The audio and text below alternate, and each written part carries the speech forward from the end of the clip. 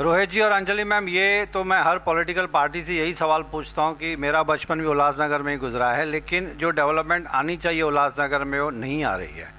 Roads congested हैं, उसमें corporation कुछ नहीं कर सकती है, क्योंकि रोड वाइडनिंग करना है तो बड़ नेचुरल शॉप्स कटिंग करनी पड़ेगी।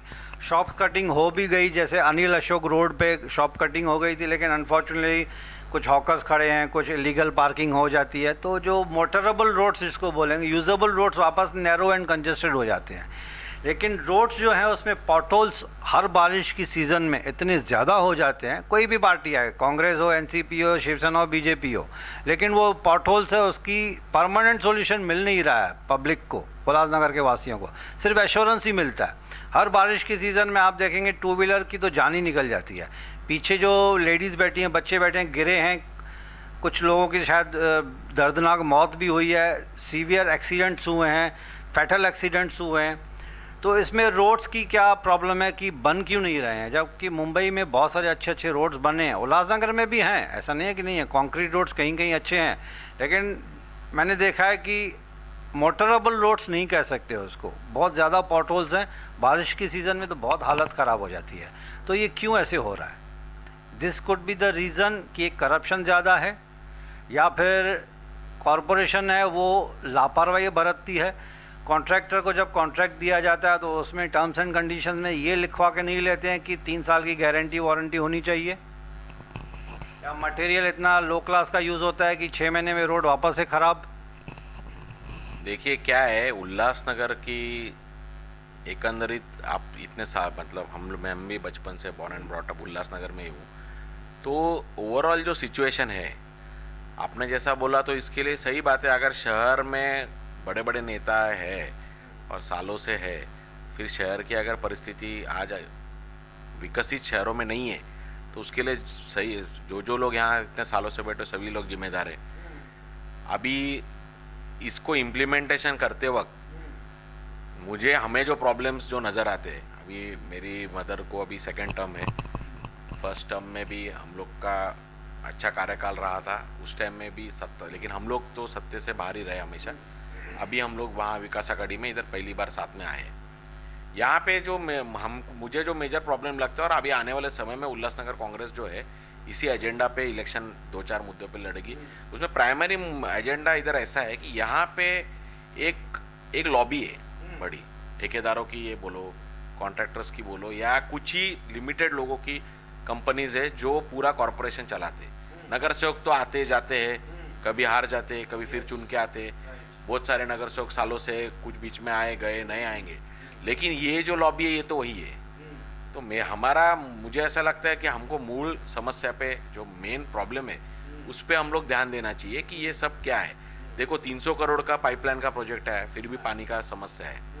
डामरीकरण का हम लोग ने खुद 2 साल पहले एजिटेशन किया है, पूरा डेटा मैंने दिया था कि आपने जो डामरीकरण का बोला, अगर हर साल हम लोग करोड़ों रुपए डांबर पे खर्चा कर रहे हैं, मैंने तो यहाँ तक डेटा दिया है कि उल्लासनगर के टोटल रोड्स लेंथ और ब्रेड्थ अगर आप देखेंगे और पिछले 5 ईयर्स का एक्सपेंसेस देखेंगे ओनली ऑन एसफल्ट डांबर पे, तो हम लोग ने उनको रिपोर्ट दिया है कि इतने पैसे में तो पूरा उल्लासनगर का कॉन्क्रीटीकरण हो गया रहता था, तो फिर डामरीकरण हर साल क्यों हो रहा है? तो मैं वही बता रहा हूँ, यहाँ पे ये जो ठेकेदारों का जो मनमानी चल रही है, मेरा तो ऐसा स्पष्ट आरोप ये कॉर्पोरेशन ठेकेदारी चलाते, कॉन्ट्रैक्ट्स लाना ये एकमेव एजेंडा चलता है। नया कॉन्ट्रैक्ट कैसा लाया जाए, नया कोई बुला के कैसा, अभी एनवायरनमेंट का लाया 45 लाख के साइकिल दे, इधर साइकिल चलाने को जगह कहाँ है? उसमें हम लोगों ने रिसेंटली साइकिल की बात हुई, इतना विरोध किया, उसमें भी वही चर्चा हुई नहीं, जैसे कि पूरा जाल बिछा हुआ है। यहाँ पे पहले बार तो आने वाले कॉर्पोरेशन इलेक्शन में अभी बाकी पार्टी अपने अपने हिसाब से काम करेंगे। उल्लासनगर कांग्रेस जो है वो अच्छे प्रतिमा के लोग, हो सके उतने एजुकेटेड लोग, ऐसे लोगों को लेके जिनको शहर हित में कुछ करना है, और ऐसे लोगों को लेके आने वाले इधर जो सिस्टम है, जो भी कॉन्ट्रैक्टिंग का सिस्टम है, जो टक्केवारों का सिस्टम है, ये जब तक बंद नहीं होगा तब तक इस शहर का जो हम लोग भला बोलेंगे वो हिसाब से नहीं होगा। इसके लिए ये सब लॉबी को यहाँ से हटाना पड़ेगा और अच्छे लोगों को यहाँ पे आके अच्छे मुद्दों पे काम करना पड़ेगा। लेकिन रोहित जी, जब टेंडर्स या कुछ भी रोड्स के तो बड़े बड़े टेंडर्स होते हैं, ठीक है, वो कुछ लॉबी जो आपकी है वो एग्रीड की करप्शन, बिकॉज कि वो लॉबी के कुछ लोग अगर बार बार रिपीट हो रहे हैं तो बट नेचुरल करप्शन तो होगी, लेकिन उसके भी कुछ रूल्स हैं। मुझे लगता है कहीं ना कहीं वो रूल्स की जो रिलैक्सेशन आ जाती है उसमें, या उस रूल्स को up to the mark follow नहीं होता है, तो कहीं ना कहीं उसमें ढीलापन आ जाता है।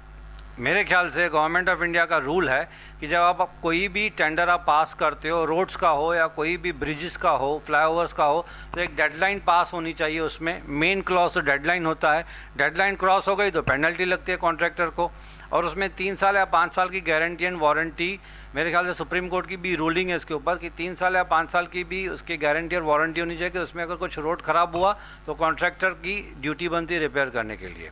आपने देखा कई जगह फ्लाईओवर गिरे हैं तो कॉन्ट्रैक्टर को जेल भेजा गया है। ये मैं नहीं बोल रहा हूँ, ये high court and supreme court की जजमेंट्स है जो पब्लिक डोमेन में न्यूज़पेपर चैनल्स में आ चुका है। तो खैर ये करप्शन जो एक ऐसा मुद्दा है कि मेरे ख्याल से इसमें जब तक पब्लिक जागृत नहीं होगी, जब लिटरेट लोग आगे नहीं आएंगे, पीछे बैठेंगे, महात्मा गांधी वापस पैदा होना चाहिए, मेरे घर पे नहीं बाजू वाले घर में होना चाहिए, ये अगर एटीट्यूड पकड़ के चलेंगे, सुभाष चंद्र बोस चाहिए, शिवाजी महाराज चाहिए, बाबा साहब अम्बेडकर चाहिए, लेकिन मेरे घर पे नहीं चाहिए, क्यों मेरा बच्चा सेक्रीफाइस ना करे। अगर ऐसे ही एटीट्यूड रहा तो फिर ये ना गंदे रोड सुधर पाएंगे, ना ही कुछ डेवलपमेंट होगी दोस्तों। तो पब्लिक को थोड़ा सा अवेयरनेस आने की बहुत ज़रूरत है, बट रूल्स रेगुलेशन फॉलो करें, लॉ को फॉलो करें, प्रोटेस्ट करें, लेकिन पीसफुल करें, लॉ एंड ऑर्डर को अपने हाथ में नहीं ले। हम तो इसी बात पे आशा रखते हैं कि जो कुछ भी होगा उल्लासनगर में अच्छा ही हो, कोई भी पॉलिटिकल पार्टी आ जाए, लेकिन पब्लिक हित में सोचें तो बड नेचुरल 5 साल के बाद वोट मांगने की ज़रूरत ही नहीं पड़ेगी।